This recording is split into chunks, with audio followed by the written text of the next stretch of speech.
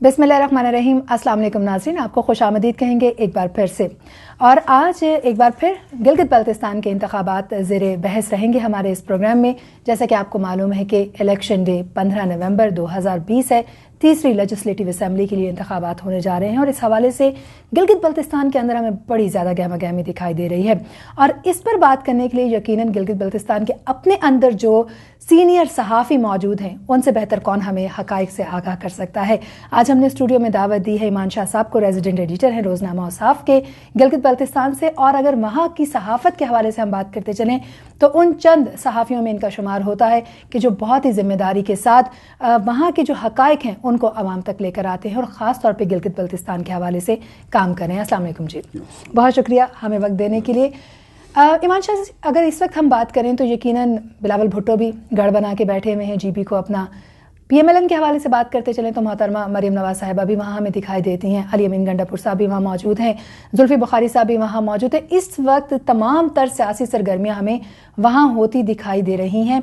आज के दिन के हवाले से अगर हम बात करते चलें तो कुछ देर कबल ही चूँकि एक ही होटल में क़याम है पीएमएलएन और पीपल्स पार्टी की क़यादत का, तो पहले तो लीडरान की मुलाकात होती है, उसके बाद वफूद की सतह पर ये मुलाकात होती है। इस मुलाकात का अहवाल ज़रा बताइएगा और किस तरह से आप इसको देखते हैं। देखिए जी, जो बिलावल और इसकी मरियम नवाज़ की जो मुलाकात हुई है वो इस हवाले से ज़्यादा अहम है कि एक बहुत बड़ा एक प्रेशर पीडीएम की सूरत में पाकिस्तान, फिर अब पीडीएम का जो तमाम तर रुख है वो गिलगित बल्तिस्तान की तरफ है। और ज़ाहिर है पीएमएलएन और पीपल्स पार्टी बहुत बड़ी सियासी पार्टियाँ हैं पाकिस्तान की, जिनकी चारों सूबों में और आज़ाद कश्मीर गिलगित बल्तिस्तान में उनकी भरपूर एक नुमाइंदगी है। तो यकीनन ये जो मुलाकात हुई है, अब इसका जो चूँकि 1-1 मुलाकात थी, ज़्यादा डिटेल्स नहीं है, लेकिन जहाँ तक मेरी अभी थोड़ी देर पहले मेरी बात हुई गिलगित, तो उसमें इन्होंने जो ज़्यादातर जो फोकस रहा जीबी के इलेक्शंस हैं जी। और जीबी के इलेक्शंस के लिए आज तो तकरीबन आज के बाद 3 दिन रहते हैं, 72 घंटे बाद पोलिंग होगी और उसके बाद रिजल्ट्स आएंगे। तो इस दफ़ा जो एक जिस तरह एक रूटीन में पहले एक बात होती थी कि जी वफाक में जिस किसी की हुकूमत है उसकी वहाँ पे जो है ना वो हुकूमत बनती रही, आज़ाद कश्मीर और जीबी का ये रहा। लेकिन अब की बार थोड़े से जो है ना मामलात मुख्तलिफ इसलिए नज़र आते हैं कि जो वफाकी पार्टियों की जो दिलचस्पी है, जो 2015 तक के इलेक्शंस में हमने देखा उससे कोई 40 गुना ज़्यादा अब वो दिलचस्पी है। बिलावल 20 अक्टूबर से आज की डेट 11 नवंबर तक गिलगित में मौजूद हैं जी, और गालिबन उनका कहना यह है कि मैं इलेक्शन रिजल्ट्स, फिर नताइज और इवन यहाँ तक उसने बात की कि मैं फतह का जश्न मना के वापस जाऊँगा। तो इसका मतलब है कि 16 और 17 नवंबर तक वो बिलावल गिलगित में है। बिल्कुल। तो पूरा 1 महीने तकरीबन का क़याम अगर बिलावल का गिलगित में रहता है, फिर मरियम नवाज़ वहाँ पे हैं, तो ये इलेक्शन बहुत मुख्तलिफ हैं। और इस दफ़ा जो रिजल्ट्स भी जो हमें नज़र आ रहे हैं इस तमाम तर सूरत हाल में, वो हमें जो इसको हम कह सकते हैं मामूल के उन रिजल्ट्स जिसमें वफाक की हुकूमत फिर वहाँ की हुकूमत उससे थोड़े हट के नज़र आ रहे हैं। अच्छा, पीटीआई को जो अगर हम बात करते चलें, इनिशियली ये कहा जा रहा था कि जी ज़ाहिर है चूँकि वफाक में जिसकी हुकूमत होती है वही हुकूमत बनाते हैं मुख्तलिफ सूबों के अंदर भी या जहाँ पे भी इंतखाबात पाकिस्तान के अंदर अगर होते हैं, चूँकि अभी इसको बाकायदा तौर पे सूबे की हैसियत हासिल नहीं हुई है। लेकिन ये कहा जा रहा है कि इस बार पीटीआई जो है वो थोड़ी सी मुश्किल में दिखाई दे रही है। एक तरफ तो अगर हम हल्का 3 की बात करते चलें तो उसके इंतखाब से जाफर शाह की वफात की वजह से जो है वो डिले का शिकार हुए, और दूसरी जानिब जो है वो पीटीआई के जो अपने मुख्तलिफ लोग हैं इस वक्त उनके हवाले से अगर हम बात करते चलें तो उस क़यादत के ऊपर भी सवाल उठाया जा रहा है। दूसरी जानिब जो मुख्तलिफ सियासी जमातें इस वक्त जीबी के अंदर डेरे डाले हुए हैं वो अपनी मकबूलियत का ग्राफ ऊपर करने की कोशिश कर रही हैं। तो क्या आप समझते हैं कि पीटीआई के लिए एक टफ टाइम रहेगा और ऐसे में आज़ाद उम्मीदवारान कोई किरदार अदा कर सकेंगे? देखिए, जो हम जब कह रहे हैं ना कि वो मामूल से हट के कोई नताइज की तवक्को है, तो इसमें नो डाउट की पीटीआई के लिए मुश्किलात हुआ ना। वफाक में जो पार्टी हुकूमत होती थी उसके लिए, उसकी पार्टी के लिए तो बहुत इसलिए होता था। मसलन 2009 की आप अगर मिसाल ले लें, पीएमएलएन की 1 सीट थी, 2015 में वफाक में इनकी हुकूमत आ गई, 16 सीटें हो गई। अब जो इनके लिए जो पीटीआई के लिए जो मुश्किलात में इनकी इसकी 3-4 रीजंस हैं। एक तो ये कि पीटीआई अंदरूनी तौर पे इंतशार और खिलफिशार का शिकार है, क़यादत नहीं है। सूबाई सदर जाफर शाह साहब जो हैं वो अल्लाह पाक उनको जन्नतुल फिरदौस में जगह अता फरमाए, वो रहलत फरमा गए। उनकी जगह पे मुतबादिल क़यादत वहाँ पे नहीं है जो कैंपेन को इस तरह लेके आगे बढ़े। जिस तरह बिलावल अगर जीबी में है तो امجد ایڈوکیٹ پیپلز پارٹی کے صوبائی صدر ان کے ساتھ موجود ہیں. ظاہر ہے وہاں کے جتنے بھی معاملات ہیں ان میں بریف کرتے ہیں. مریم گلگت میں ہیں تو حفیظ موجود ہیں. لیکن پی ٹی آئی کی نہ تو مرکز کی کوئی سینئر قیادت جی بی میں موجود ہے نہ وہاں کی صوبائی قیادت. ایک تو یہ مسئلہ آ گیا. دوسرا یہ ان کی کیمپین تھی, وہ جو ٹائمنگ تھی وہ کافی دیر کر دی انہوں نے. بلاول نے 20 اکتوبر کے بعد کیمپین شروع کر دی. گنڈا پور وہاں پہنچے 27 اکتوبر کو. پورے ایک ہفتے کا جو گیپ تھا اس ایک ہفتے میں بلاول نے بلتستان پورے ریجن کو کور کیا. پورے بلتستان کو کور کرنے کے بعد 28 اکتوبر کو انہوں نے سکردو میں مین اپنا جلسہ بھی کر دیا. ایک تو ان کے لیے یہ بھی ایک مشکل ہے. تیسری جو مجھے چیز نظر آ رہی ہے وہ پیپلز پارٹی کو جو ایج دے رہی ہے اس میں یہ ہے کہ امجد ایڈوکیٹ نے پیپلز پارٹی جو 2015 کے الیکشن میں بری طرح پٹ چکی تھی, جب ان کو صوبائی صدارت دی گئی تو انرجیٹک ہیں, ینگ ہیں, لائر ہیں, اچھے پریکٹسنگ لائر ہیں. انہوں نے بہت محنت کی اس پارٹی کے اوپر. انہوں نے ایک بیانیہ ڈیولپ کیا حق حاکمیت اور حق ملکیت کا. شروع میں تو لوگوں کو وہ بیانیہ سمجھ نہیں آیا, جو نیریٹو اس نے بتایا تھا لوگوں کو سمجھ نہیں آیا, لیکن اس نے اس پہ اتنی محنت کی.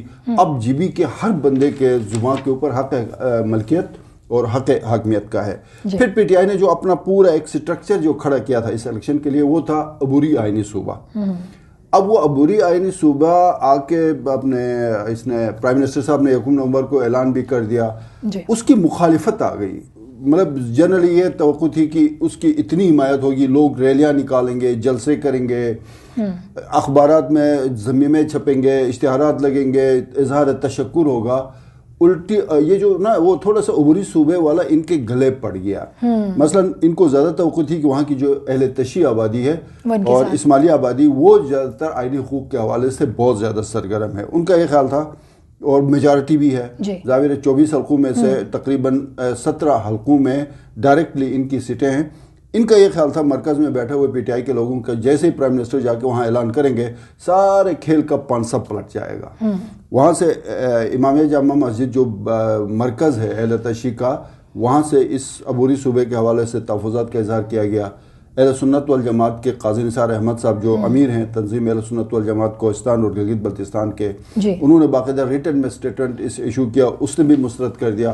وہ عمارت دڑام سے تقریباً گرنے والی تھی. اس پہ سونے پہ سہاگا یہ ہوا کہ نگراں جو چیف منسٹر ہیں میر افضل خان صاحب, اس نے 5 نومبر کو اچانک سے کوئی ہنگامی پریس کانفرنس طلب کی. اس میں اس نے بتا دیا کہ جناب پرائم منسٹر نے کسی عبوری صوبے کا اعلان نہیں کیا بلکہ اس نے خواہش کا اظہار کر دیا. تو اس تمام صورتحال نے جو ہے اس کی تردید بھی پھر بعد میں سامنے ہمارے آئی کہ جی وہ بیسیکلی جب وہ کلپ آتی ہے نا آج کل بڑا مشکل ہو گیا. میں بول رہا ہوں 16 تاریخ کو یہی کلپ جو ہے نا وہ چلا دیں گے, میں کیا کہہ سکتا ہوں. وہ جو ویڈیو کلپ ہے اس کی واضح طور پہ بالکل کوئی اس کی جو ہے نا ایک لفظ بھی آگے پیچھے نہیں ہو رہا ہے. ایگزیکٹ وہ یہ بتا رہا ہے کہ جی پرائم منسٹر نے صوبے کا اعلان نہیں کیا, اس نے صوبہ بنانے کی خواہش کا اظہار کیا. تو اس کے بعد تو وہ پھر پتہ نہیں کوئی 50 60 70 ہزار کے قریب لوگوں کے اس پہ وہ. اچھا یہ ایک بات جو آپ نے کی. دوسری جانب میں اس طرف بھی ضرور آپ سے جاننا چاہوں گی کیونکہ اندر کی ظاہر معلومات آپ کے پاس زیادہ بہتر ہوگی. حسن اقبال صاحب نے الیکشن کمیشن کے باہر جو ہے وہ اور کچھ پریس کانفرنس میں جو ہے وہ انہوں نے اظہار کیا اس بات کا کہ بہت زیادہ کرپشن ہو رہی ہے, بے ضبطگی ہو رہی ہے اور اس کا نوٹس جو ہے وہ نہیں لیا جا رہا ہے چیف الیکشن کمشنر کی جانب سے. جبکہ چیف الیکشن کمشنر نے جو ہے وہ پھر کاؤنٹر جو ہے وہ ایک پریس کانفرنس کی اور ان کا کہنا یہ تھا کہ جی میں نے اتنے نوٹسز جاری کیے, یہ کیا وہ کیا. آگاہ کیجئے گا کیا واقعی بیلٹ پیپر کے حوالے سے کسی قسم کی کرپشن وہاں ہو رہی ہے, کسی قسم کی بے ضبطگی سامنے آئی ہے؟ دیکھیں یہ پوسٹل بیلٹ کے حوالے سے وہاں پہ کمپلینز آ گئیں اور باضابطہ طور پہ 487 جو بیلٹ پیپرز تھے یا جو مطلب ووٹ پول ہونے تھے سرکاری ملازمین کے وہ کینسل ہو گئے. ظاہر ہے کوئی ایشو تھا تب جا کے اتنی بڑی تعداد میں وہ کینسل ہو گئے ہیں. لیکن problem P M L N کا یہ آ رہا ہے کہ پی ایم ایل این جو ہے اس وقت وہ اس مقابلے کی دوڑ میں بیسکلی شامل ہی نہیں ہے. جلسے اچھے ہوئے ان کے, سکردو جلسہ جو اکبر تابان صاحب کے حلقے میں ہوا بڑا زبردست رہا, گلگت میں جغلوٹ میں چلاس میں ان کے جلسے بڑے اچھے ہوئے.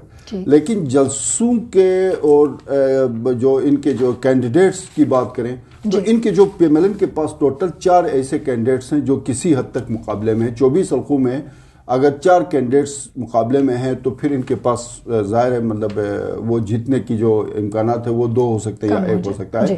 سو پی ایم ایل این ایک بیانیہ اس وقت وہ ڈیولپ کرنے کی کوشش بھی کر رہی ہے ساتھ ساتھ بیسکلی کہ وہ یہ بتانا چاہ رہی ہے کہ ہماری پوزیشن تو بہت بہتر تھی لیکن چونکہ الیکشن میں دھاندلی ہوئی اس لیے جو ہے وہ مطلب ہم ہار گئے, ادروائز ہم بڑی تگڑی پوزیشن پہ تھے. اگر دھاندلی کا واویلا پیپلز پارٹی مچائے گی تو کوئی بات سمجھ آئے گی کہ پیپلز پارٹی کے پاس 23 چونکہ ایک حلقے میں جعفر شاہ صاحب کے حلقے میں الیکشن نہیں ہو رہا ہے 24 میں سے, تو 23 حلقوں میں تمام ان کے تگڑے کینڈیڈیٹس ہیں. 2 حلقوں میں ان کا اتنا زیادہ نہیں ہے, باقی تمام حلقوں میں ان کے ہیں.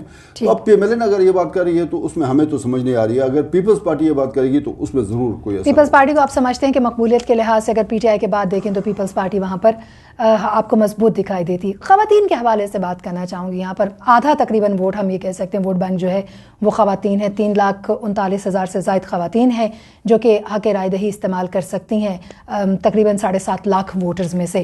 تو خواتین کا ووٹ آپ کس اہم نگاہ سے دیکھتے ہیں, اور امیدواران جو ہیں وہ صرف 4 ہیں جو سامنے آئی ہیں. کیا آپ سمجھتے ہیں کہ یہ جو اتنے 80 سے زیادہ خواتین نے اپنے نومینیشن پیپر جمع کروائے, بہت سی خواتین وہاں پہ جو اس وقت کام کر رہی ہیں, آپ کیا سمجھتے ہیں یہ 4 خواتین واقعی کوالیفائی کرتی ہیں امیدواران ہونے کے ناطے سے؟ تو مجھے جو ایک نئی بات نظر آئی اس دفعہ جو جی بی کے الیکشن میں خواتین کی نا جلسوں کے اندر خواتین کی شرکت, اس سے پہلے ہم نے کہیں نہیں دیکھا کہ 2015 کے الیکشن تک جی بی کی خواتین نے جلسوں میں شرکت کی ہو. آپ استور کے جلسے اٹھا کے دیکھیں, آپ سکردو کے جلسے اٹھا کے دیکھیں, آپ ہنزہ کے جلسے اٹھا کے دیکھیں, آپ گلگت کے جلسے اٹھا کے دیکھیں. پہلی مرتبہ گلگت بلتستان کی خواتین نے سیاسی جلسوں میں شرکت کی ہے. ایک تو یہ ہو گیا. بات جو ابھی تک جو میری انفارمیشن ہے وہ یہ ہے کہ جی بی کے اندر 2015 تک براہ راست جس خواتین کے الیکشن لڑنے کا ایک ہمارے پاس جو کریڈیبل جو ایک نام ہے وہ ہے آمنہ انصاری. 2015 کے الیکشن میں وہ گانچے سے وہ الیکشن لڑی اور بہت کم مارجن سے وہ ہار گئی. پی ٹی آئی کے ٹکٹ پہ الیکشن لڑی تھی اور 2020 میں اگین وہ الیکشن لڑی. ایک خاتون تھی. اب سعدیہ دانش دیکھیں, سعدیہ دانش وہ جیتے یا ہارے, سعدیہ دانش نے تانگیر جیسے مشکل علاقے سے جہاں پہ خواتین کو ووٹ ڈالنے کی اجازت بھی نہیں ہے وہاں اس نے جا کے الیکشن لڑنے کا فیصلہ کر لیا. تو یہ ایک میسج تھا اور ایسا بھی نہیں کہ وہ کاغذات ڈال کے بیٹھ گئی, اس نے وہاں باضابطہ طور پہ وزٹ کیا. یہ ایک بہت بڑی چینج ہے. اسی طرح آمنہ ہیں ولی ہیں, سوری اس کا نام مہناز ولی, مہناز ولی نے الیکشن لڑ رہی ہیں, آمنہ انصاری لڑ رہی ہیں, سعدیہ دانش لڑ رہی ہے, ایک اور خاتون بھی ہیں. تو ان کے الیکشن لڑنے سے زیادہ مجھے جو دلچسپی ہے جو خواتین جلسوں میں جس طرح سے انہوں نے پارٹیسپیٹ کیا, جس بھرپور طریقے سے شرکت کی, یہ میرے لیے ایک فرسٹ ٹائم اور نئی بات تھی. شہناز بھٹو ہیں جو کہ انڈیپینڈنٹ کینڈیڈیٹ ہیں جو چوتھے خاتون کا آپ نے ذکر کیا. تو یہ 4 خواتین آپ سمجھتے ہیں کہ خواتین جو ہیں وہ حوصلے کے ساتھ اس بار میدان میں اتری ہیں, اور دوسری طرف آپ سمجھتے ہیں کہ ووٹرز جو ہیں وہ بھی اب چونکہ خواتین جلسوں میں باہر آ رہی ہیں, تو کیا آپ کو لگتا ہے کہ ووٹ بینک ہمارے سامنے خواتین کا اس بار زیادہ آنے والا ہے, یا آپ کو لگتا ہے کہ ووٹرز کی جب باری آئے گی, جب حق رائے دہی استعمال کرنے کی باری آئے گی تو پھر گھر کے جو مرد ہیں وہ فیصلہ کریں گے اور خواتین پیچھے رہ جائیں گی؟ دیکھیں اس میں وہ بیسیکلی جو ان کا کردار ہے نا خواتین کا, اس میں اگین مجھے پھر پیچھے جانا پڑے گا تھوڑا. 2009 2015 اور 2004 کے الیکشن میں نے تقریباً یہ تمام الیکشنز کور کیے ہوئے ہیں 94 آنورڈ. اس وقت تک کوئی جی بی کے اندر خواتین ونگ کا کوئی کانسیپٹ ہی نہیں تھا. یہ کانسیپٹ آیا 2009 کے بعد پیپلز پارٹی کے دور میں. سعدیہ دانش کو انہوں نے خواتین ونگ کی صوبائی صدر بنا دیا. اس کے بعد پھر پی ایم ایل این نے بھی اپنا ایک خواتین ونگ کا پورا ایک وہاں پہ بنا دیا. پھر پی ٹی آئی, اب پی ٹی آئی اور پیپلز پارٹی تو بہت زیادہ فعال ہیں. اب اس دفعہ جو خواتین ووٹرز کو پولنگ سٹیشنز تک لانے یا ووٹرز کے اس میں اضافے کی بات ہے, تو میرے خیال میں خواتین ونگز جو تھی پیپلز پارٹی اور پی ٹی آئی کی, خواتین اتنی زیادہ ایکٹیو ہیں, ان کی جو بھی عہدیداران ہیں چاہے صوبائی ہیں چاہے ضلع کے لیول پہ ان کے ادارے ہیں, وہ اتنی ایکٹیو ہیں کہ بعض اوقات تو اس حلقے میں مرد کم ایکٹیو ہیں, خواتین گھر گھر جا کے اتنی زیادہ کیمپین کر رہی ہیں. ظاہر ہے وہ جو خواتین کیمپین کر رہی ہیں وہ پھر وہاں جو ایسی خواتین جن کے الیکشن پروسیس کا نہیں پتہ ہے, جن کو پالیٹکس کا نہیں پتہ ہے, جن کو اپنے حقوق کا نہیں پتہ ہے, وہ جب ان کے پاس جاتی ہیں ان کے ساتھ بیٹھتی ہیں تو ان کو اویئرنیس بھی دے رہی ہیں. اور امید یہی ہے کہ یہ جو خواتین ونگز جو فعال ہو گئی ہیں اس وجہ سے خواتین ووٹرز جو ہیں इस दफ़ा पहले से ज़्यादा बेहतर अंदाज में बाहर निकलेंगी और तनासुब भी बेहतर हो जाएगा। अच्छा, ये जो कॉर्नर मीटिंग के नाम पे बड़े बड़े जलसे किए जा रहे हैं, PMLN की तरफ से हैं, पीपल्स पार्टी की तरफ से हैं, यहाँ तक कि PTI की तरफ से भी हैं, और आज़ाद उम्मीदवारान भी हमें मुख्तलिफ जगहों पर यही करते दिखाई दे रहे हैं, SOPs कहाँ पे हैं कोविड के हवाले से? देखिए, कोविड के हवाले से SOPs तो बिल्कुल पाँव तले रोंद डाले गए। वो चैप्टर ही क्लोज हो गया कि हमें तो अब लगता ही नहीं कि कहीं कोई कोविड है भी कि नहीं है। ना इंतजामिया को, ना इलेक्शन कमिश्नर को, चीफ इलेक्शन कमिश्नर को, ना जो कैंडिडेट्स हैं उनको, ना खुद पब्लिक को किसी चीज़ का बिल्कुल, उनको सिर्फ उनको इस बात से कोई गरज नहीं कि कोविड है, हमारी हेल्थ को जो है ना बहुत बड़ा थ्रेट है। उनको इस बात से गरज है कि जी मेरा उम्मीदवार जीते, मेरा उम्मीदवार के वोट में इजाफा हो, जलसे कामयाब हूँ, और उसमें जो है वो इस चीज़ में वो बिल्कुल इतने डूब के आगे बढ़ रहे हैं। और मैं बता रहा हूँ इस दफ़ा का इलेक्शन इतना ज़बरदस्त है अभी तक, और अल्लाह का करम है कि तकरीबन इलेक्शन कैंपेन 13 नवंबर रात 12 बजे क्लोज। तो इस अभी 2 दिन रहते हैं मैक्सिमम, कोई ऐसा छोटा कोई नाखुशगवार वाक़या भी पेश नहीं है। तो इससे अंदाज़ा होता है कि गिलगित बल्तिस्तान के अवाम कितने बाशऊर हैं। अच्छा ठीक, ये तो हो गया। अब हम थोड़ी सी बात कर लेते हैं आज ही, चूँकि ये भी ताज़ा तरीन है, महकमा मौसमियात की जानिब से जो अलर्ट आया है पहाड़ों पर बर्फ़बारी के हवाले से, और कहा जा रहा है कि जुम्मा, हफ्ता और इतवार जो है मौसम खासा ख़राब होने की तरफ जा सकता है। अगर तो हम ये बात करें कि 1 हफ़्ता पहले ये अलर्ट आया होता तो शायद इलेक्शन डिले की तरफ भी जा सकते थे, लेकिन इस वक्त ये जब सामने ये बात आती है कि जुम्मा, हफ्ता और इतवार भी हम कर लेते हैं कि जी पहाड़ों पर बर्फबारी है, तो आप क्या समझते हैं कि ये इंतखाबात को कितना मुतासिर कर सकता है? देखिए, 2-3 एरियाज ऐसे हैं जहाँ पे वो मेरे ख्याल में, एक एरिया गुलतरी का एरिया है, वहाँ पे शायद मतलब हेली के जरिए जो भी अमला या चीज़ें वहाँ पहुँचाने की जरूरत पड़ेगी अगर स्नोफॉल हो गई। अभी रिसेंट में गिलगित से आया बाबूसर से, वहाँ बिल्कुल भी बर्फ नहीं है। यूजुअली होता था नवंबर में वो टॉप बंद हो जाता बाबूसर टॉप। अब ये जो बर्फ का जो इशू है ना, या शदीद मौसम का जो इशू है, कुछ जीबी के लोग उसी में पले पड़े हैं, उसी बर्फ में, उसी एक्सट्रीम वेदर में, चाहे वो जून में गर्मी का मौसम हो या दिसंबर नवंबर में पीक पे सर्दी का होता है। अभी इतनी खैर सर्दी तो नहीं है, माइनस पे गिलगित में टेम्परेचर नहीं गया है, उसके बावजूद यूज टू है। ऐसा नहीं है कि बच्चों की वो सर्दियाँ हैं, थोड़ी सी वो स्नोफॉल हो रही है तो लोग कहेंगे नहीं जी बस बड़ा मसला हो गया तो हम बाहर नहीं निकलते हैं। तो ये कोई उनके साथ पहली बार नहीं है, ये उसी मौसम में, उसी हालात में, उन्हीं हालात में एक इनका जो ना वो एडजस्टमेंट ऑलरेडी हो चुकी है। तो मेरा नहीं ख्याल कि लोगों में जो जोश जज्बा पाया जा रहा है उसमें कोई वेदर या ये जो थोड़ी हल्की फुल्की कोई बर्फबारी होगी तो वो कोई रुकावट आएगी, मुझे ऐसा महसूस नहीं है। जी ठीक। और जो आखिरी सवाल मैं आपसे पूछना चाहूँगी वो जो मुख्तलिफ सियासी जमातें वहाँ पर एक्टिव हैं, 17 जो है वो ज़ाहिर है कि नशिस्तों की ज़रूरत होती है हुकूमत फॉर्म करने के लिए। आप क्या समझते हैं कि आज़ाद उम्मीदवारान के साथ मिलकर इस वक्त की मकबूलियत को मद्देनज़र रखते हुए कौन सी सियासी जमात अपने सर पर हुकूमत का ताज सजा सकती है? देखिए, इस वक्त 23 आपके जो ना हल्कों में इलेक्शंस हो रहे हैं। अगर कोई भी पार्टी, पीपल्स पार्टी या PTI, हुकूमत बनाने के लिए बेसिकली 23 में से 12 सीटें जो पार्टी जीतेगी वो हुकूमत बनाएगी। ठीक, ये सिंपल मेजॉरिटी पे हुकूमत बनती है। वो फिर 17 या 18 वो 2/3 जब हम जाते हैं वो बाद में होगा, वो ख्वातीन और टेक्नोक्रेट्स वगैरह का जो इशू है। इस वक्त जो हुकूमत बनेगी वो 12 के ऊपर बनेगी।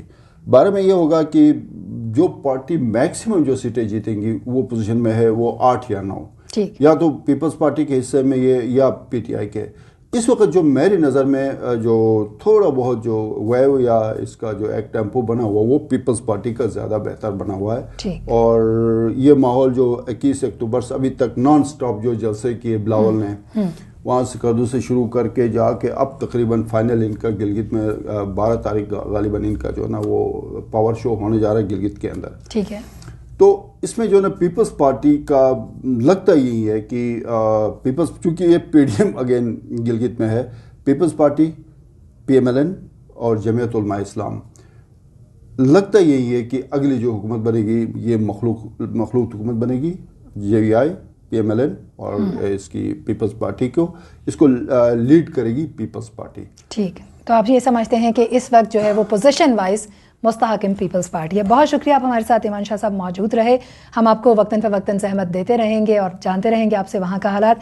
नाज़रीन, अगर इस वक्त की बात करते चलें तो यकीनन आज के दिन की सबसे अहम अपडेट बिलावल भुट्टो जरदारी مریم نواز کی وہ ملاقات ہے جو کہ پہلے ان کے درمیان 1-on-1 ہوئی اور پھر وفود کی سطح پر ہوئی. پیپلز پارٹی جو اپنا گراف مقبولیت میں آگے لے کر جا رہی تھی، کہا یہ جا رہا ہے کہ یہ ملاقات ان کی مقبولیت پر خاصی اثر انداز ہو سکتی ہے، لیکن اس کے باوجود بھی اس وقت دیکھنے میں یہ آ رہا ہے کہ بلاول بھٹو اپنی جگہ یعنی پارٹی کی جگہ گلگت بلتستان میں بنانے میں خاصے کامیاب دکھائی دے رہے ہیں. اس طرح کی تجزیے بھی ہمارے سامنے آ رہے ہیں. اور دوسری طرف یہ بھی کہا جا رہا ہے کہ اگر ابھی بھی پی ٹی آئی سمجھداری سے کام لے اور آزاد امیدواران جو ہیں ان کو صحیح طریقے سے جو ہے وہ مختلف جو سیاسی جماعتیں ہیں وہ اپنے ساتھ لے کر چلیں تو کوئی بھی جماعت فارم کر سکتی ہے، کیونکہ اس وقت حلقہ نمبر 3 میں انتخابات جو ہیں وہ 15 نومبر کو نہیں ہوں گے، وہ ڈیلے کیے گئے ہیں تقریباً 5 روز کے لیے. یہ اب تک کی اپڈیٹس ہیں جو ہم آپ تک لے کر آئے. آنے والے وقت میں مزید اپڈیٹس بھی لاتے رہیں گے. اگر آپ نے ہمارا چینل سبسکرائب نہیں کیا ہے تو سبسکرائب کر لیجئے تاکہ ہر آنے والی نئی ویڈیو آپ تک سب سے پہلے پہنچے. اجازت دیجیے، اللہ نے کے بعد. بہت شکریہ.